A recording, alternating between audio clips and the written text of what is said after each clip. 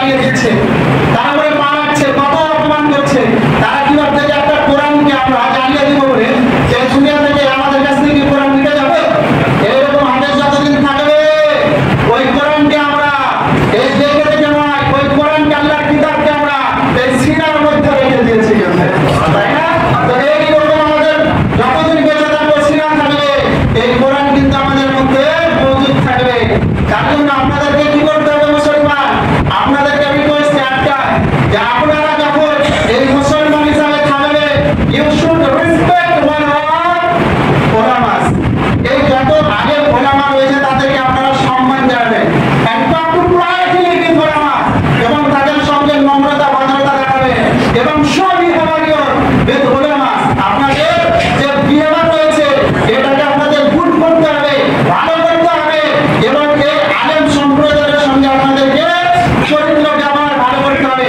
কারণ এই ওলামা গণদেরকে যদি শিক্ষা দেন আপনারা, তাহলে যতই বড় নামাজি হন, যতই হাজি হন, গাজী হন, ইনশাআল্লাহ জান্নাতে যেতে পারবেন না।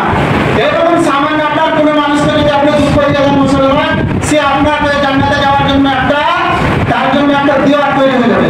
তাহলে একটা সাপোজ আম পাবলিককে যদি আপনি দুঃখ দিয়ে দেন, তাহলে সে যদি দিয়ার হয়ে যায়, তাহলে আমরা হচ্ছি কি? রাসূলুল্লাহ সাল্লাল্লাহু আলাইহি ওয়াসাল্লাম কি বলেছেন? যে ইন্নামাল উলামা ওয়ারাসাতুল আমবিয়া, এই উলামাগণেরা হচ্ছে সমস্ত নবীগণের সন্তান। তাহলে নবীগণের সন্তান হচ্ছে আমরা। তা আমাদেরকে যদি দিলে দুঃখ দেন, তাহলে জান্নাতে যেতে পারবেন? জান্নাতের মালিক কে? আল্লাহ দিয়েছেন কাকে? আমার নবীকে। তাহলে ওই নবীর সন্তানকে যদি আপনারা দুঃখ দেন, তাহলে ওই নবী জান্নাত আপনাদেরকে নিয়ে যাবেন? কোনোদিন নিয়ে যেতে পারবেন না। যার কারণে আপনারা এই আলেম সম্প্রদায় যতদিন আছে আপনারা ভালোভাবে থাকবেন, সম্মান জানাবেন।